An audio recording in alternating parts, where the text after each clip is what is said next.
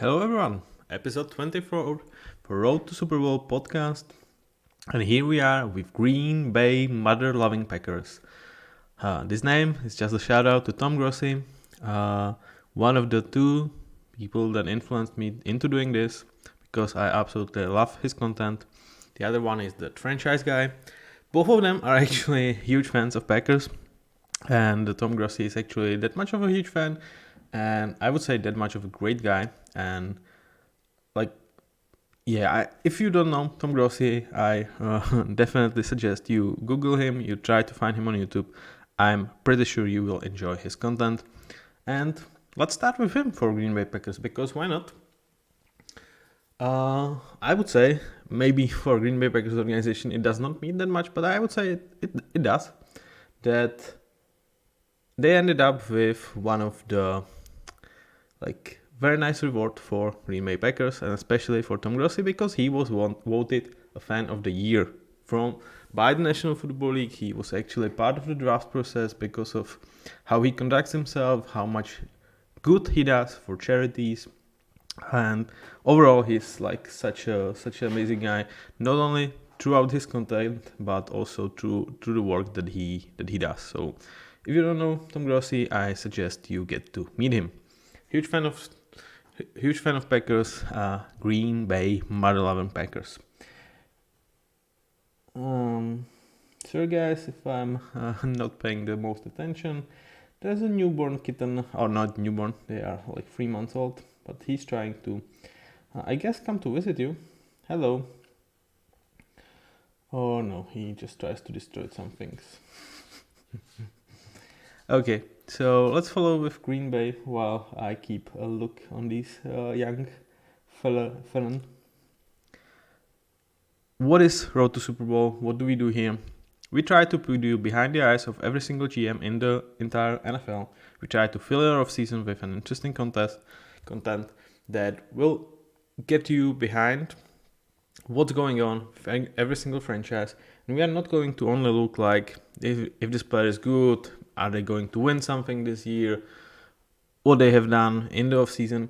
We're also trying to take a look at financials for the team, because in an era of a cap hit, looking how much value does a player bring to you compared to his contract is something of a crucial that every single GM needs to perfect in order to give his, hey, do not do this.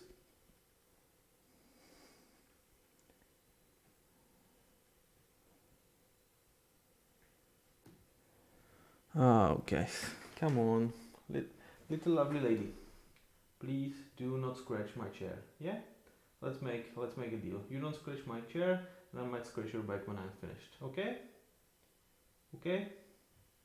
Well, I'm not sure if you've ever made a pact with a devil or a cat. I feel like it's quite a similar thing, but I'm not sure if she understood, but maybe she did. Okay, let's go back to Road to Super Bowl.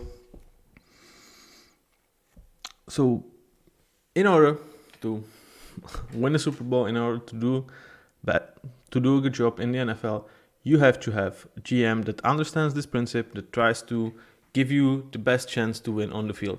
Obviously, it's not the only thing. No matter what your roster, you are not guaranteed to win anything in NFL. It's like even Kansas City Chiefs with Patrick Mahomes, with Andy Reid, with Travis Kelce, with Chris Jones.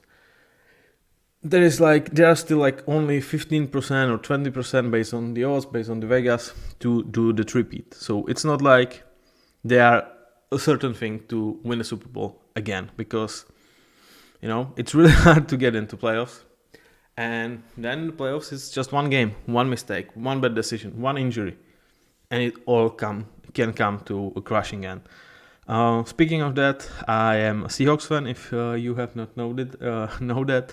And I still come out screaming when they always, in every single year, I have to watch that play on a 1 yard line 20 or 30 times, no matter what the pain is, because it's such a huge play in the history of National Football League, and of course in the history of Seahawks, because partially because of that play, the team kind of imploded. So, but here we more try to focus on how to build the roster, what they have done in terms of transactions. But in order to being able to evaluate the contracts that every single player have, you have to have at least broad idea how good the player is, obviously. Also, we try to take a look at what this team did last year, what they have done in free agency, what they might or should be doing in terms of draft, and what's their outcome in terms of their window to win a Super Bowl in the next 3 years. So that's pretty much it. For each single team, we start with 2023 season and a quick recap. Then we go and perhaps talk about free agency. If the free agency I don't feel like was a huge story for them, then we will incorporate the signings and let goes into the rundown. In terms of rundown, we take a look at each skill group or positional group. In terms of weaponry, we take a look at wide receivers, tight end, quarterbacks and running backs. Offensive line is kind of self-explanatory. In terms of D-line, we include linebackers here as well. Secondary contains safeties and cornerback. And with coaches, we also take a swift look at their special teams. Spoiler alert, one of the very bad things for Green Bay Packers were special teams, specifically their kicker, last season. For each team, there's also 3 topics that are kind of worth discussing beyond the scope of rundown, beyond the scope of free agency. They might be related to some specific part of the team, some specific player, maybe some specific coach in the case of Green Bay, and they will get more attention than on average this topic would get with other team. So with that in mind, let's start and recap the 2023 season for Green Bay Packers. So if we would have a huge recency bias, we would be like, yeah, the Green Bay Packers could not have been better. They have done an immense job. They found the next QB. Their youth players are rising. This is an exceptional organization. They've done it again. They almost like some of the fans are like Aaron Who in regards of Aaron Rodgers. And yeah, that's a recency bias. And I'm not going to blast Packers season because it was one of the best out there. But take a look at where Packers were like middle of the season. Because at that point of time, Jordan Love looked like, okay, we probably need to figure out our QB room for next year's because he doesn't look like he's the answer. David Bakhtiari played like a game and a half and is done for a season, unfortunately again. Christian Watson struggles with injuries. And we are deep down under 500. So that's where Packers actually were in the middle of the season. You can check this out. And their season looked quite bad and weird. They even traded Russell Douglas for not a huge compensation, at least in the eyes of fans, because he was one of their best cornerbacks, maybe the best one out there, or definitely the best one out there when Jair Alexander was not healthy. And it was like, okay, so yeah, we wanted this season to be a rebuild. Yeah, so kind of expected to struggle. It's okay. And then the season absolutely turned around. Like they became so hot. Jordan Love, like last 8 weeks of the season, was one of the best QB out there. They got into playoffs, partially because Seahawks could not beat Steelers at home against Mason Rudolph. I mean, give me a moment, guys. It still hurts. And then they come into the playoffs. They absolutely freaking demolish Cowboys at their own stadium. And then they actually play quite a nice game against San Francisco. They were close to advancing. And here we are right now. And Packers' future looks amazing, doesn't it? Well, I still want to hold some of your horses. I do not disagree. But there is still some clouds on the skyline. So let's start with those clouds, and then we go to all the good things that actually go for the Packers. So, first thing first is David Bakhtiari. Injured again, probably still one of the best left tackles if he's out there, but he just cannot stay healthy like since 2020. And they decided to cut him, and I think it was definitely the right move because it saved them 20 million in terms of cap hit, but he still has 20 million dead cap hit for the Packers, so they are paying 20 million against the cap hit for him not to be on the roster. They would pay 40 million if he was, so it was a reasonable decision, but it still sucks. Like, it sucks that he was not able to stay healthy because he is a great player, great dude, and it sucks that you have 20 million on dead cap hit for a player that is not there. And it does not end with Bakhtiari. You also have 12 million for Aaron Jones.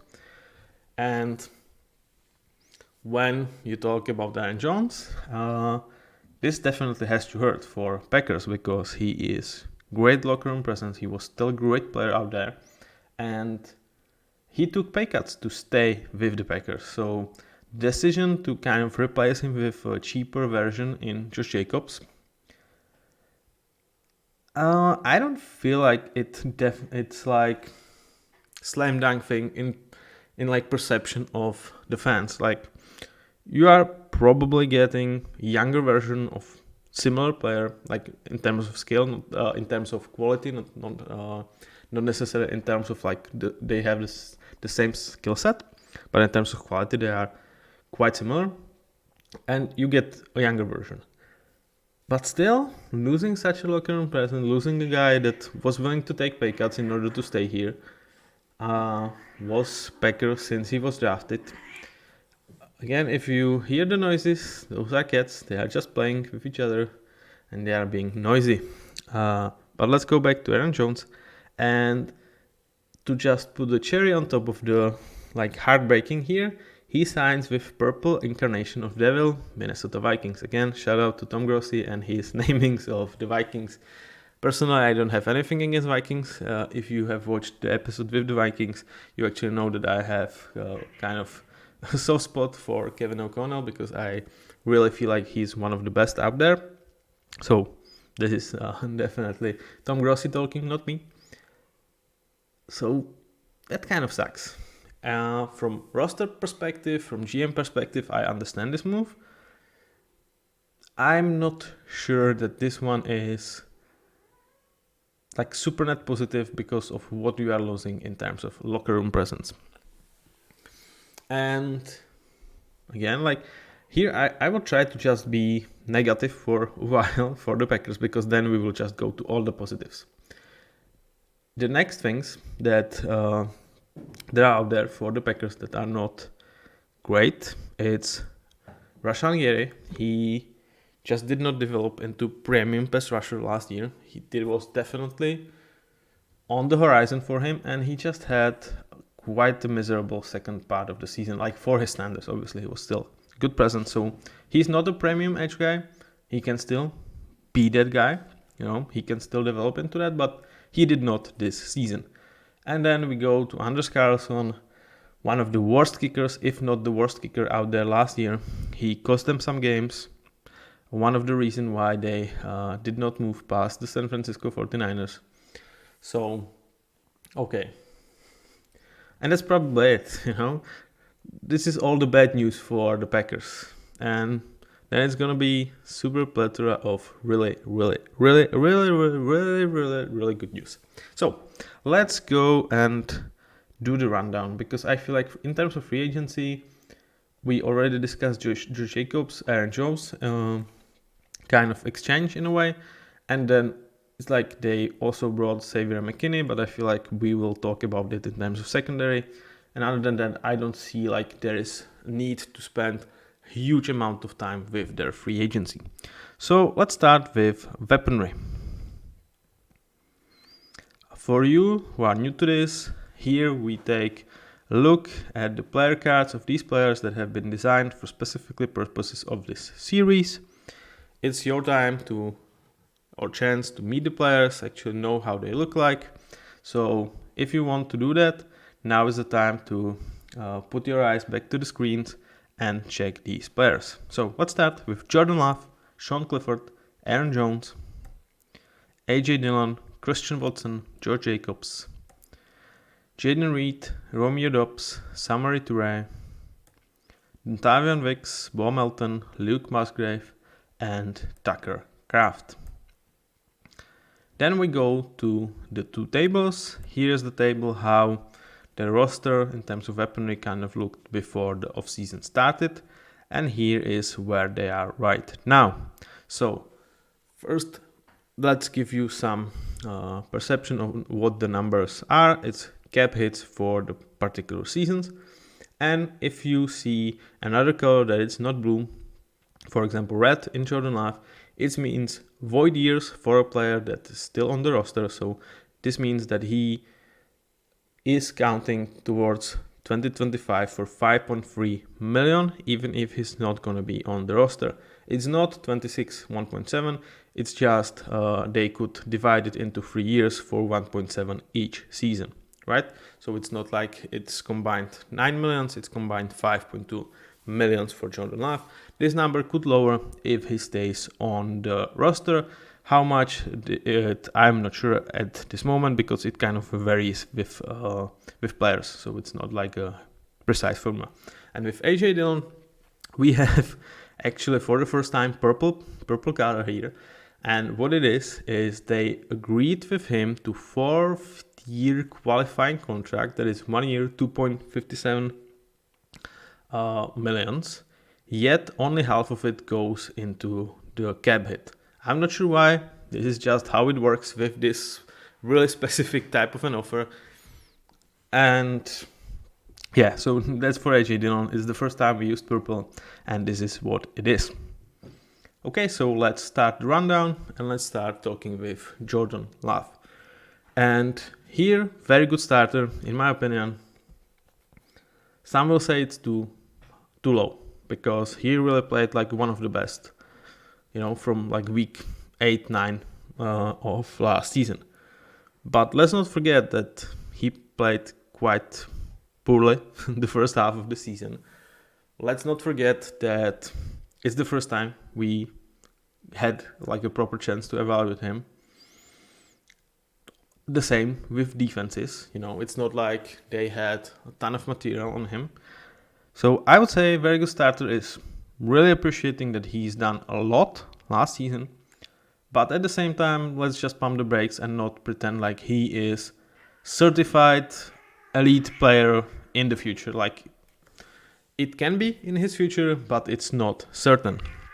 When we are with this, it would definitely suck for the whole division if Packers can pull this out. And after Brett Favre and Aaron Rodgers, they would go to Jordan Love and he becomes this elite guy again. Especially if you are Bears and you kind of waiting to have one proper QB for like 40 years. And then Packers kind of pull them out of the hat and always have the special one. And the bad news for this division, Jordan Love definitely looks like he is going to be the next exceptional guy. Like, it doesn't have to happen. Like, I feel like there is definitely potential for him to boom down a bit from what he was like later in the season. But if I would have to put my money on it, I would say that there's a better chance that he becomes at least amazing starter, so top 10 QB in the league for years to come, rather than he is going to be like 20 or worse. I really feel like the arrow is pointing up for him and he's gonna even improve. Or if he stays what he was last 9 to 10 games of the season, I will have him rank as an amazing starter by the end of the 2024, because he was playing like really close to or even on an elite level at that point of time. But I need to watch more, I need to see more for me to just justify giving him that special grade. Behind him, it's Sean Clifford, not really good depth.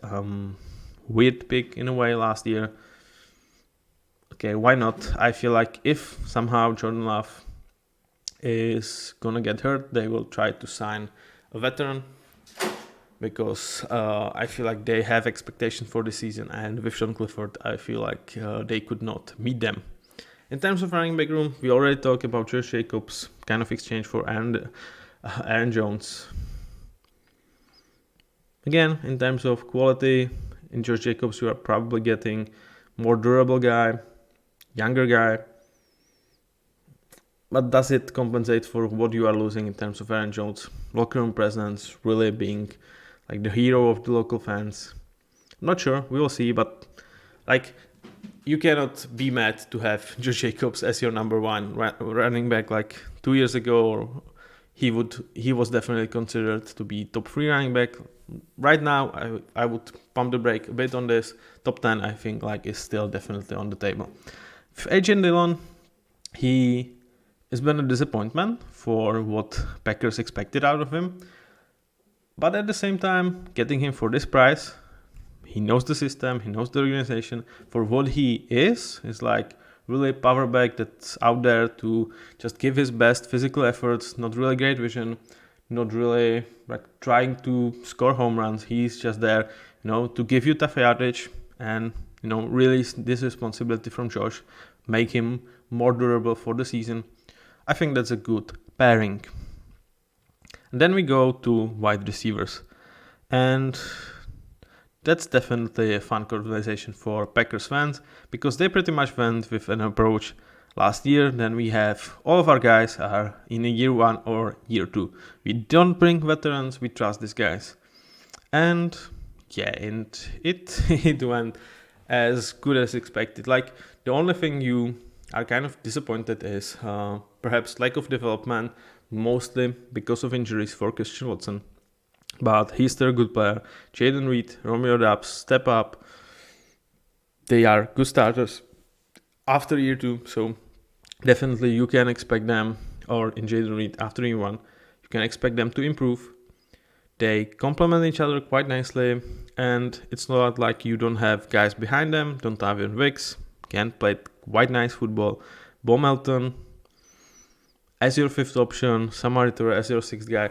Like, you don't have Justin Jefferson here at this group right now.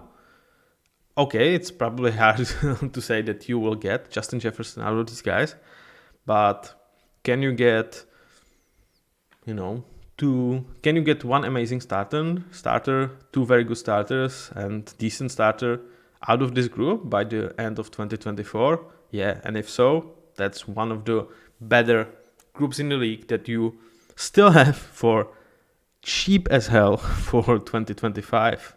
So, I mean, if you are a Packers fan, this is definitely a group to be excited. It's not like they are best, they are mid-table, maybe even slightly under that, but the potential is there, and for the money you are spending, because they are all rookies, I mean, really special group. With tight ends, they drafted both tight ends last year, and they were right on them as well, man. Like Luke Musgrave, immediately, very nice season. Tucker Kraft, kind of slower development, but really figured it out later in the season. Again, you have your tight end room figured out for next 3 seasons. They can only grow. I don't see like they would like boom. Is there a Travis Kelce among these guys? No, I don't think so. But is there like a very good starter and a good starter for next 3 years? Yeah, there is definitely that potential, and maybe even more than that. So overall, you cannot rank this group like I think any higher than like C+, because we are ranking these groups based on where they are in terms of their floor, in terms of their current ability, if you want to use this term. But in terms of potential, man, this can be A- group or even A group when the season ends. Like, there is tremendous potential within these guys. Will it happen? There's no certainty, but there's definitely huge potential here. And as a Packers fan, you need to be absolutely ecstatic about this group. And it's not the only thing you have to be ecstatic for, but man, oh man, this is just fun. And you will probably gonna have to pay Jordan Love. Okay, that kind of happens, and that's the only knock that I have on this Jordan Love situation, because when he actually shows to be great, you missed his rookie window because you only put him out there in his 4th year. So that's what I like. Okay, I do understand giving a guy time to learn the offense, to have him under mentorship of Aaron Rodgers, but 3 years is way too much, man. But if if the end is, well, we have him for 2 years for slight cheap, and then we pay him going forward and we get an elite guy, well, okay. If this is the scenario, I do not mind sitting the guy for 3 years. Overall, I would give this C+, but with potential to be A. Like, I don't think any group in the league has that a huge upside in terms of weaponry as this group definitely has. So let's go and check the O-line. Again, now it's time to watch them kind of face to face in a way. So if you want to meet these guys, now it's time. Okay, so David Bakhtiari, Josh Myers, Elton Jenkins.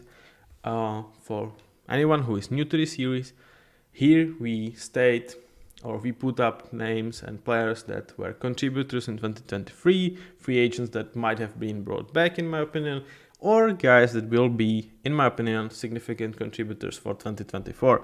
Given the rosters are like up to 90, then you have your playdate roster with 53 players on the roster.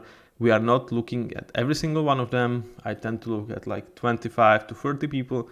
So if I miss someone, it's gonna happen that there's gonna be someone that doesn't have a picture here and is gonna be exceptional for some team. It will always happen. Obviously, we don't even have draft here, so draft guys are very rarely. We had some players that I kind of mocked to a certain team, but overall, this is the guys I trust to be impactful or could have a chance to be impactful for 2024 or were impactful in 2023. So let's move to next group: Sean Ryan, Zach Tom, Rashid Walker, and John Runyan. Here we were before the offseason started, and here we are right now.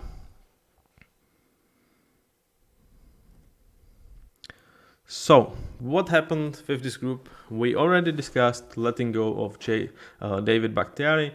I mean, in terms of cap purposes, absolutely agree with that. In terms of losing him, sucks. But again, you had him for like 1.5 game last year. You have him for half season before that, for not a huge chunk of season before. So you kind of know how it is to be without David Bakhtiari. And the good thing is, your reserve left tackle in Rashid Walker kind of figured it out. It's not like he's David Bakhtiari by any stretch of imagination, but for a late round pick with just 2 years of experience in NFL, he is a good enough player. So again, one of the things that they do quite well in Green Bay is develop the O-line, and definitely Rashid Walker is one of the nice example of that. On the other side, you have Zach Tom, kind of the same story, but with him, it's like he was given a chance, he stepped up. Rashid Walker was kind of emergency because of the injury of David Bakhtiari, and they are both hits. Are they the best tackle duo in the league? No. Are they even top half? No. But they both are going to enter year 3. You have them underpay for next season, obviously, and you are paying 2.1 million for them this season and 2.3 for next season. Money wise, they are the best tackle duo in the league. Then with Sean Ryan, good prospect as your number 3 tackle. I do not mind him. Then we go inside. Elton Jenkins, Josh Myers, Ross Newman. Okay, Elton Jenkins, you have very good player. Probably the best one you have here. Maybe Zach Tom is very close to him. Definitely a group that I feel that they will address in the offseason.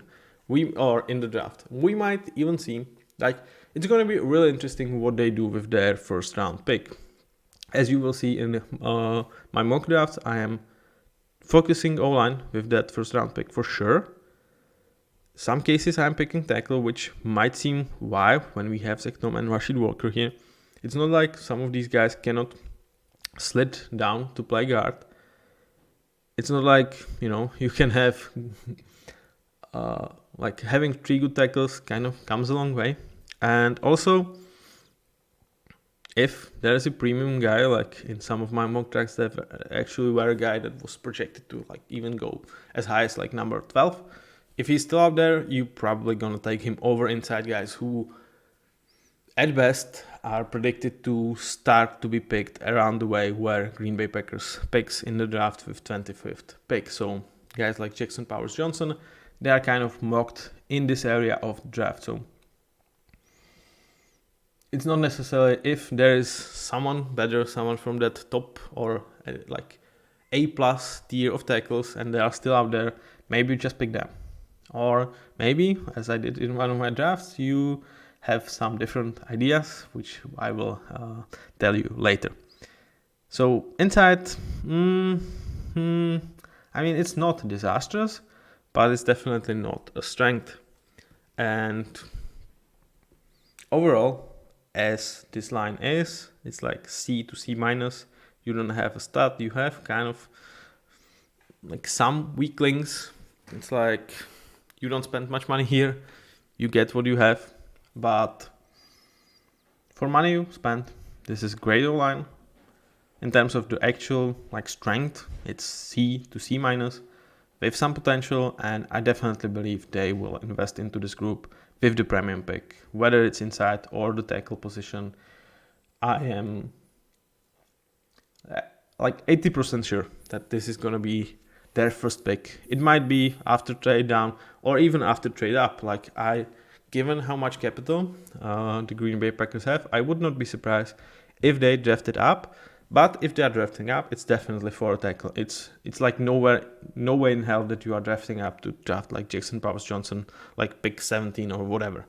So that's where I believe you should draft an inside guy. I feel like inside is more of a need, but at the same time, in terms of value of the position and the player where they are in the draft, it might be, if there's still a tackle that's kind of premium, they will go this route and try to figure it out from there. So that's the offense for the Packers. Like, it might seem harsh that like their overall ranking would be like a C offense, but again, let's repeat this. One of the team for the Packers is they were the youngest team by far last year. They will still be, I believe, youngest or definitely one of the youngest. So when we are talking about what these guys are right now, we will naturally rank them lower than some of the groups that have more proven veterans. But the potential here is really nice. I would not be surprised if, again, by the end of the season, we talk about this offense as a whole as something like B+ to A-, given how the O-line and wide receivers and Jordan Love develops. So that's your offense for the Green Bay Packers, and now let's go to the defensive side of the ball. And we gonna meet the players there. So let's go and start with Kenny Clark, Devonta Wyatt, Tedaro Slayton, Colby Wooden, Kyle Brooks, Preston Smith, Rashan Gary, Devondre Campbell, Lucas Van Ness, Quay Walker, Isaiah McDuffie, Kingsley Enagbare. Here we were before the offseason started, and here we are right now. So, pretty much no significant moves being made, rather than cutting Devondre Campbell. That leaves about 11 million in terms of that cap hit that's going to be spread over 2 seasons. They saved about 15 million on him. To me, it's a close decision. Like, I don't like when you would take a look at his contract. If they did not cut him, it was 15 million this year and 12 next season. So, was it a good contract for him? No, in my opinion. But you are only in a way, only saving 15 million against the dead cap hit. It's not like you are wiping it down. It still leaves 11 million out there. So is he a guy for 15 million because that's your save? And then there is a conversation to be have. Maybe he is, or I actually believe he is. But it leaves you with more opportunities for Quay Walker. You invested like high pick 2 years ago. Isaiah McDuffie in his contract year. You want to know what he is. So is it a responsible decision? Probably. Is it necessarily a good one for this season? No, in my opinion. I feel like you are lowering your quality for this particular season. But overall, I don't think it's a bad move. But let's start with defensive line. Let's start on the edge, where you are very nicely set up. So Rashan Gary, again, we talked about him lacking this development into an elite guy that, was on the table for him last season. Did not happen, but still, he's an amazing player, man. Like, there's a reason he's getting paid so much money, and he definitely can deliver. He still could develop, but even if he stays what he is right now, I think you are happy and you are paying him quite well for his abilities. Then Preston Smith as your kind of veteran number 2 guy for like 16 million a year. Absolutely take that. Lucas Van Ness, someone you've invested with the first round last year. He showed nice plays last year. He's going to be your third edge guy here. He will definitely have a chance to develop, like with Rashan Gary and Preston Smith. Kind of expect them to miss some games, so Lucas will be out there. And even as the number 3 edge guy or pass rusher, he's gonna have a lot of snaps. He's gonna improve, and I feel like, is he necessarily a guy that's gonna develop into, PJ Watt, Max Crosby? Probably not. It could be on the table. Like, we still saw just the glimpses of him and they looked good. But as your third piece, you are absolutely happy. And the great thing about this group is you don't have to touch it for 3 years, unless Preston Smith has, age regression, most likely for what he is. Like, the age is could play a role eventually, and or Rashan Gary and perhaps some injury concerns. Overall, very nice groups with Enagbare, Wooden as kind of rotation pieces out there. Taking a chance on them. They are good backups. Nice situation. In terms of inside, it's less nice. It's like pretty much what you have outside without having the best guy, because Kenny Clark is like a similar in terms of quality, in my opinion, to Preston Smith, but he's your number 1 guy, not number 2. Then you have really nice developing prospect in Devonta Wyatt, and then some depth pieces. So again, it's like the edge, but without Rashan Gary. So definitely you have to kind of lower it in terms of the quality. I also believe this could be a group they will address in the draft. With second round picks, there's really several inside defensive tackles that could be addressed in the draft. Just add it into this group, and with the hope that we will develop some of them into someone like Rashan Gary for the outside. Overall, quite nice group, very well organized, very well set. Again, you are like one spectacular inside guy from having like an A- to A group. With that, you have kind of a B group when you consider the linebackers are not exactly the best out there. Quay Walker is a decent player. Isaiah McDuffie is a good backup. They will be starters most likely. Unlike a lot of people, I would not draft linebacker with either first or second round. I'm kind of against that. I feel like, again, I've talked about this, but let's just repeat it.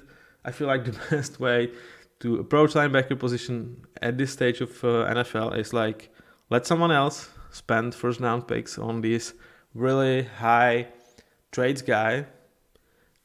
Leave it up to the team to be stuck with him for like 3 years before he learns his position and becomes really good.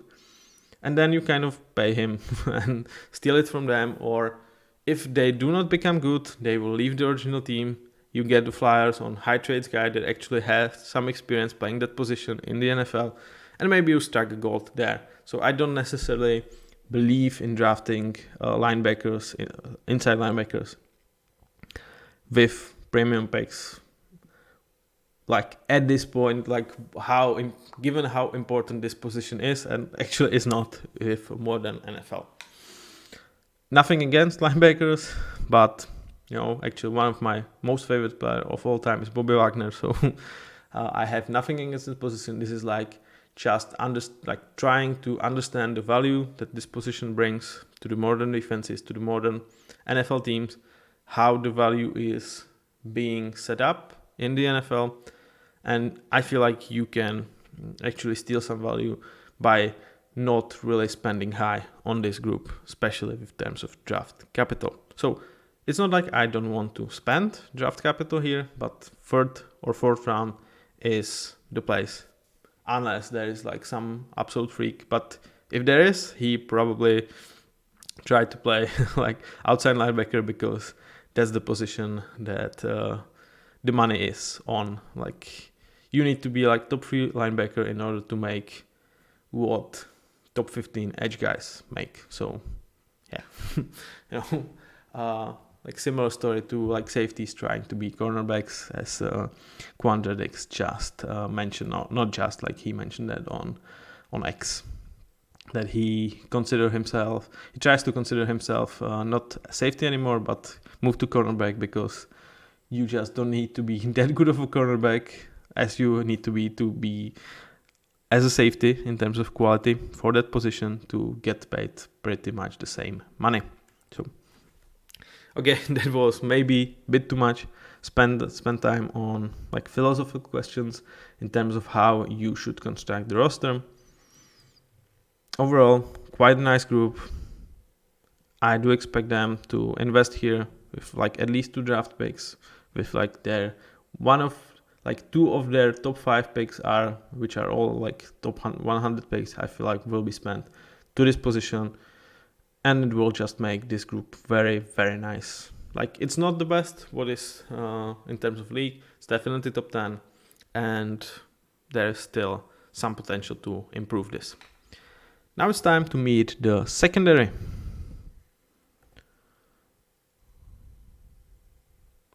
So, do you guys watching? Okay.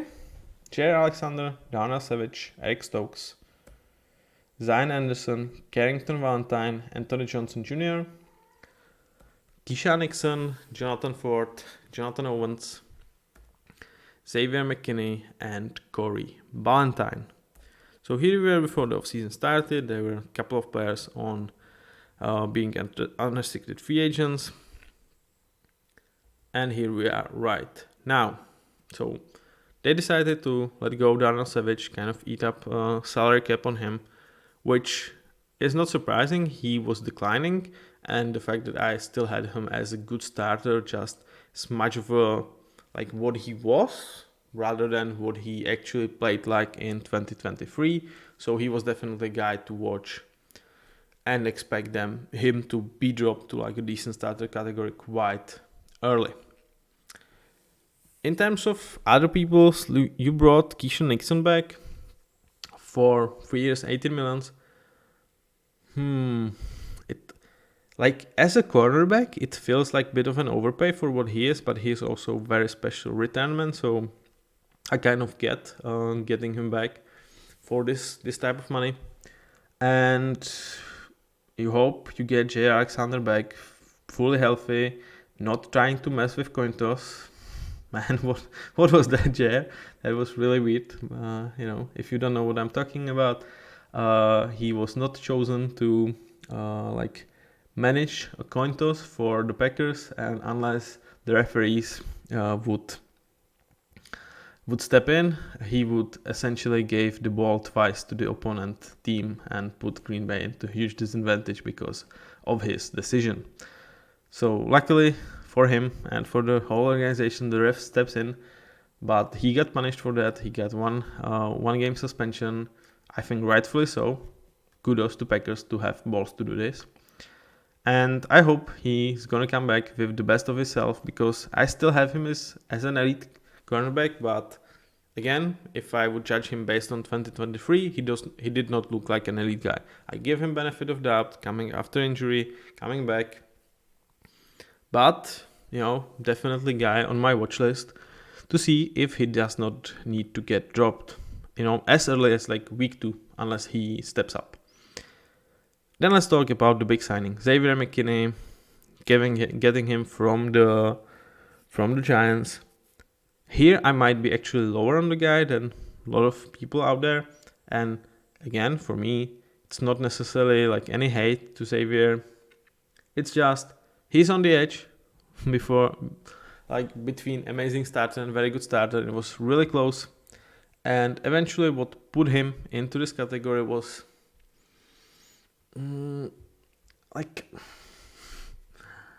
I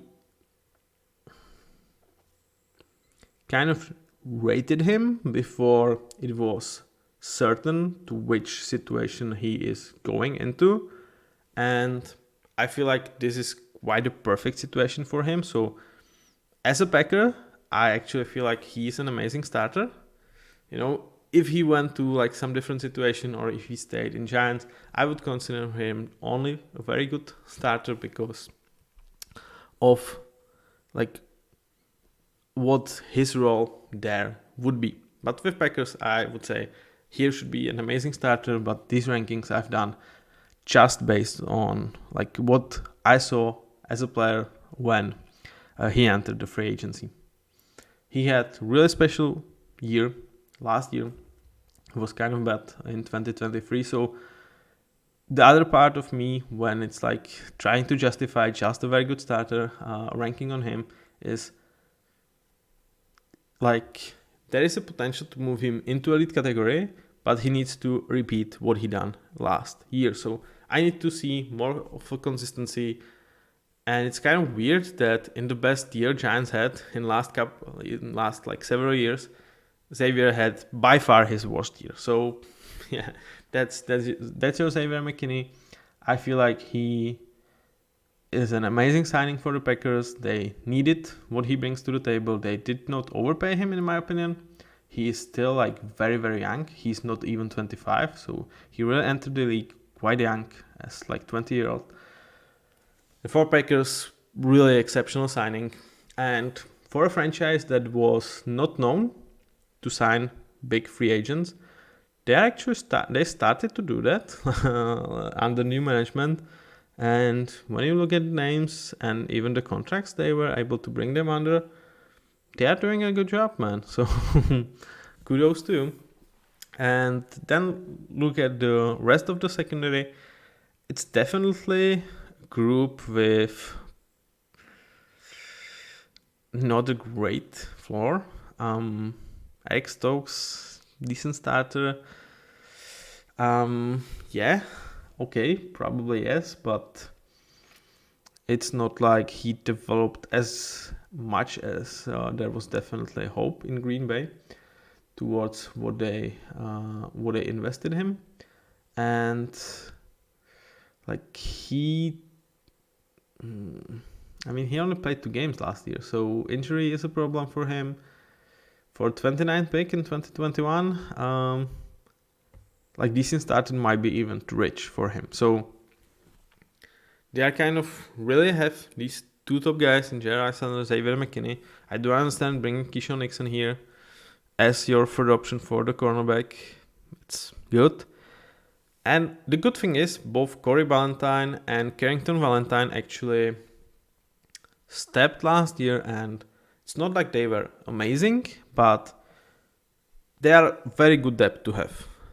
The thing is, I would like them, they are good number 4, number 5 depth pieces. I'm absolutely okay with them in that spot, but I'm not happy with Keyshawn Nixon and Eric Stokes necessarily being number 2, number 3.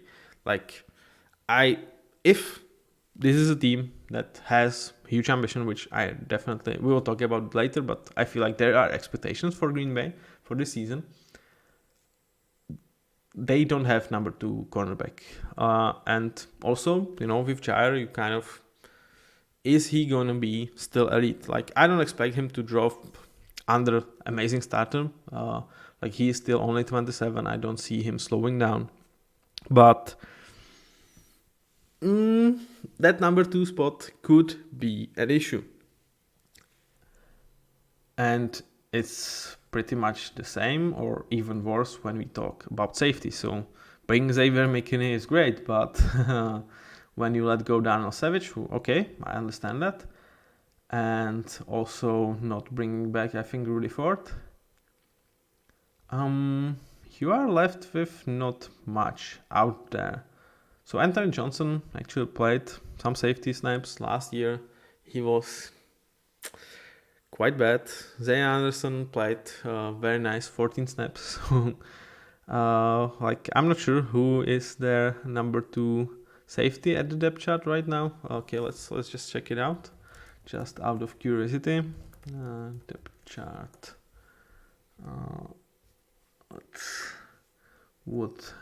Who would they have as their starting safety?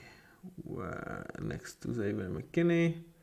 And it would be Anthony Johnson Jr. with, essentially a cornerback being like made safety with 300 snaps under his belt, with like 6th or 7th round pedigree, and those 300 snaps were not good. So definitely a position that I would be stunned if they did not invest one of the 3 picks they have in top 60 for this position. I would definitely be stunned. Like this needs to happen for the Packers.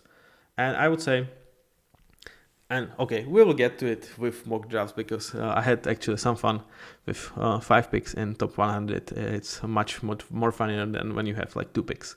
So overall, quite a hard group to rank because they can look like a D type of secondary despite having McKinney and Alexander because they could get abused for the weaklings.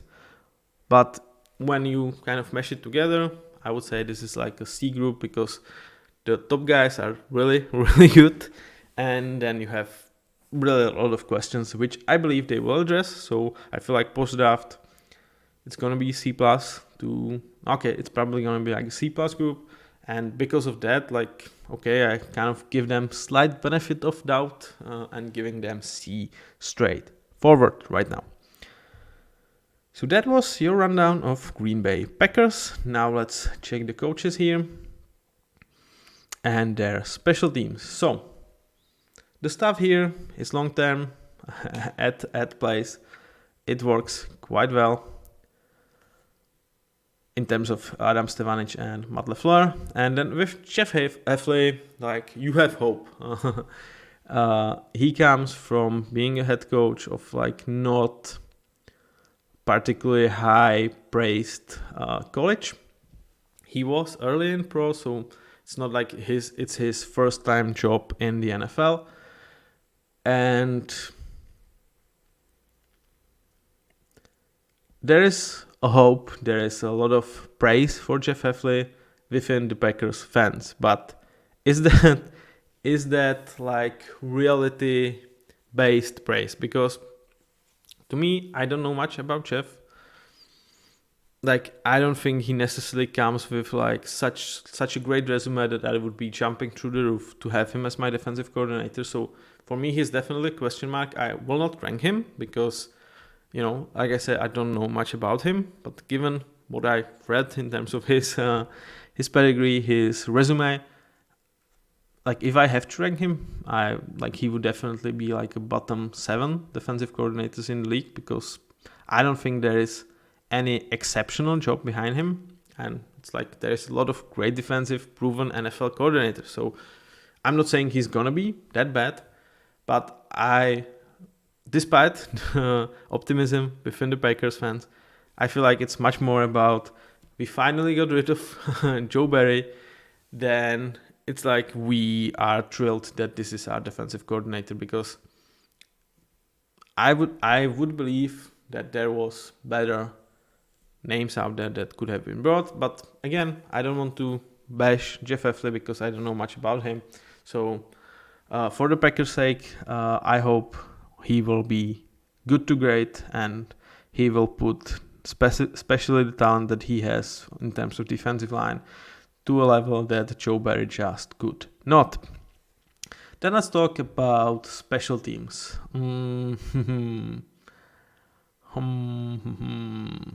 So Whelan, actually quite nice job as a rookie. He was not a disappointment, and he definitely is gonna keep his job for the next years. He was ranked even in a top 10 in terms of punters by PFF, which not necessarily says he's a top 10 NFL punter, but he's definitely a capable guy and someone who, unless he just takes somehow rookie second year slump, that's very unusual for punters. It much more happens towards player that actually are on the offensive or defensive side of the ball. He should be quite a nice punter for them for years to come. And having him under contract for 3 more years, actually paying him close to nothing, is nice. But then Anders Carlson,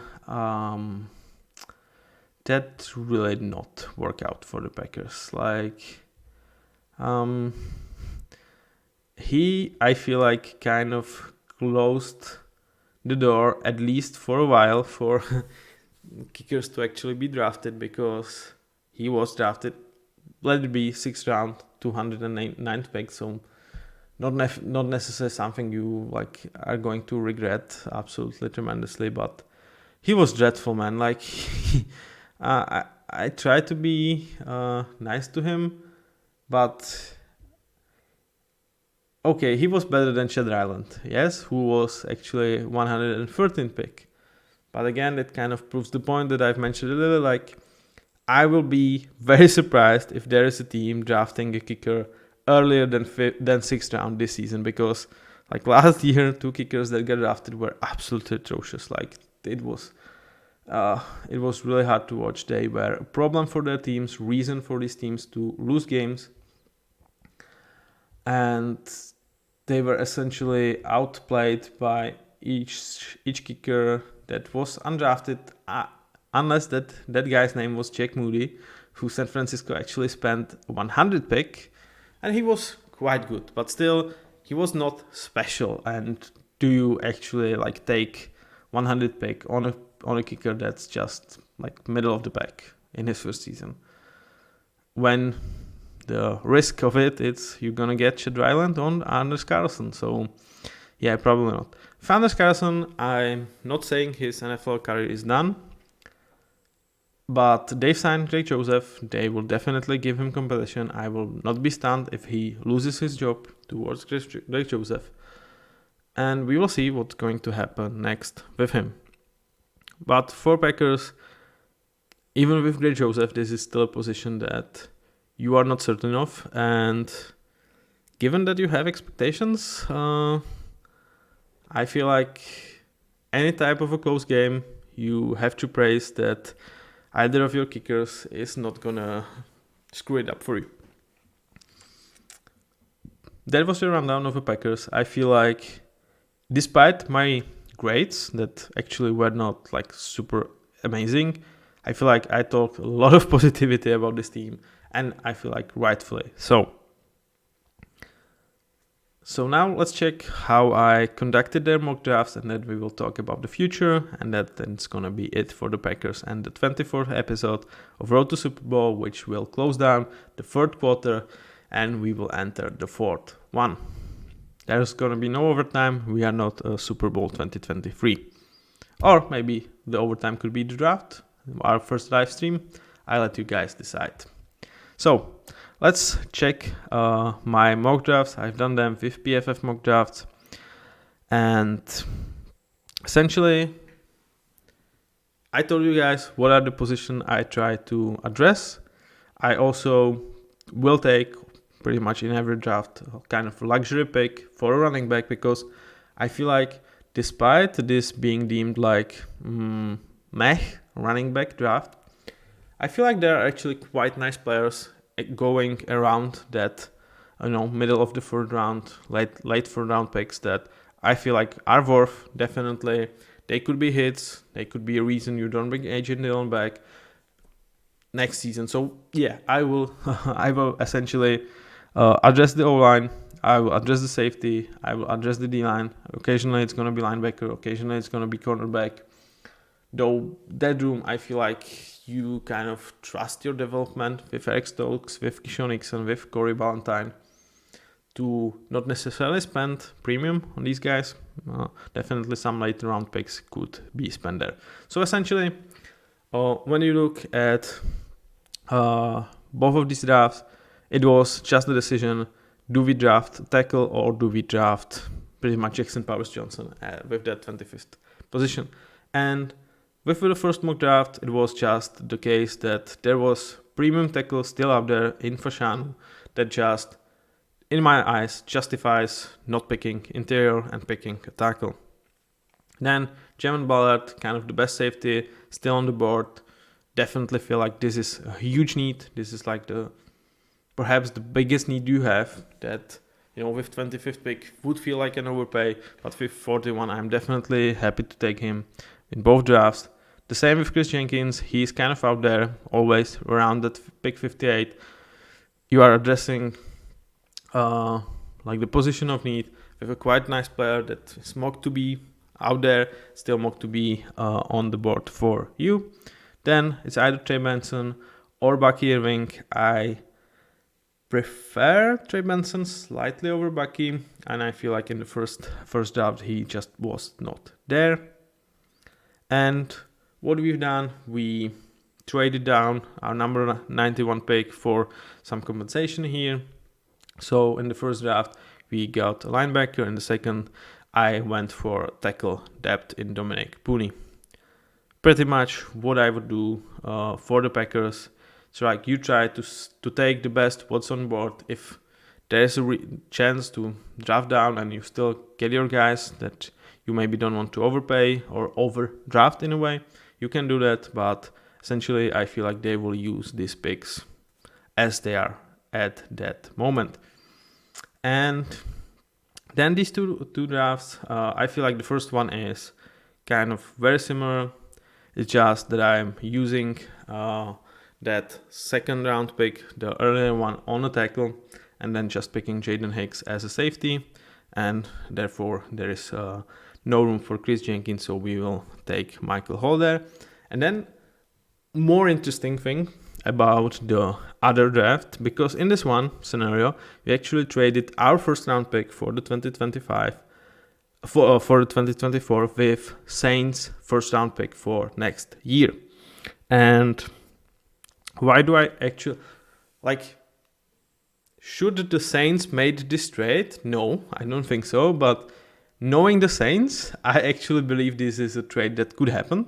They, I already talked about their approach. Every year is our year. We try to, do the best for the season and kind of not look into the future. So I would not be surprised if they still went with this approach. So,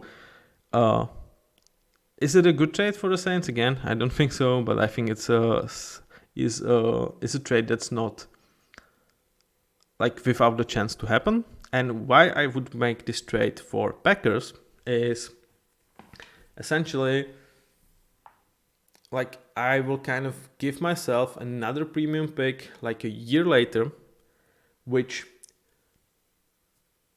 it kind of feels better in terms of like wave of rookie players that like in 2 years there's gonna be a lot of wide receivers, O-linemen, cornerbacks, a lot of guys that will want to get paid. So at that point, you want to have guys in year 2 that you could replace these guys with. So giving myself another really good draft pick for next year, especially with Saints, where I don't have expectation that this draft is anything worse than like number 18, number 16, and having a lot of talent for the season, but still close to 50 million in that cap hit.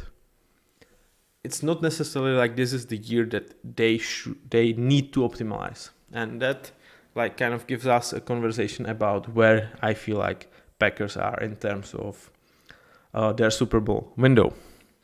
So unless Jordan Love bombs down from what he was last, ending of last year, the Super Bowl window is open. I don't want to say it like a slight problem is, it feels like this could be their year because you are only paying Jordan Love, or he has only a 12.7 million dead cap hit. But the problem is you have almost 50 million in dead cap. And for next season, you don't have that issue with dead cap, but you have an issue that you will have to pay Jordan Love. So it's not like either of these years is optimal in terms of, this would be a nice year because of Jordan Love's contract, but we have a huge dead cap hit. Next year, we only have 10 million in dead cap hit, but we most likely gonna be paying Jordan Love north to 40, maybe even 50 millions. I don't think it's gonna be north to 60, but north to 50 is definitely on the table for Jordan Love if he plays as he did ending last year. So with that in mind, the team is still orchestrated quite nicely. You have so many guys still under contracts for next 2 years. So if they make a leap that is expected of them, next year could be really special for Packers. Then you will come that some of them will need to get paid. So not necessarily 2026 is where it's gonna start. Players are actually gonna want to get paid. So I would say that probably where their window is most open could be 2025. You can definitely also construct Jordan Love contract in a way that he doesn't have a great cap hit for next season. So I would expect them to try to draft their way out to be exceptional and maybe invest in free agency next year and really make it their year to push for. So in terms of their Super Bowl window, I think for this year is quite open. I do not have them as anything better than 12th best team at this moment or 14th, but the potential is definitely out there. But then next year the window feels like it could, if things plays the way they kind of are expected to, their window could be really wide open, but it could close down rather earlier than you would want because of a lot of players are actually under contract only to 2025 in terms of their rookie deals. So that's it for Packers. It was really nice conversation or nice podcast to have because there is a lot of positivity, especially with me watching Tom Grossi a lot. I kind of I have not become a Packers fan, but I absolutely feel his joy, his fanhood for this organization, and just because of that, I'm quite happy for what happened for them. At the same time, I really hate that it was Seahawks that led them into the playoffs. And just to end this on less positive note, I feel like this conversation would be much less optimistic if we have not seen Jordan Love and what he did into playoffs. Even those 2 games, they do matter a lot because he showed he can go into playoffs and he can really, ball out when it matters. So, thank you. You should send a thank you to Seahawks that we allow you to be absolutely excited about Jordan Love. You would still be because how he ended the season, but without the playoff success, without the playoff plays that he made, I feel like the conversation would be toned down by a significant margin. So that's it. Ending the third quarter of our podcast, Road to Super Bowl. Only 8 teams left. We are getting there. I feel like we are still running, and there is pretty good cornerback trying to catch us, but I believe we can get and score a touchdown. Therefore, giving you all 32 episodes before the draft, for which we will be online. We will be streaming for the first time. I will be really happy to have any of you guys out there chatting with me, trying to enjoy that draft night together. It's definitely going to be for the first night, for the first round. Not sure if we will be streaming second round. Might collide with some of my other work, but I'm definitely super excited to get you guys at least a cover of the first round. Up to that point, leave me likes, leave me comments. Anything of that nature is appreciated. Even if it's comment when you disagree with me, I love that. just keep it in terms of, let's just not be rude towards each other, right? Let's just keep it nice and clean. Thank you very much. See you next time with 25 episode, and have a nice day until then. Bye bye.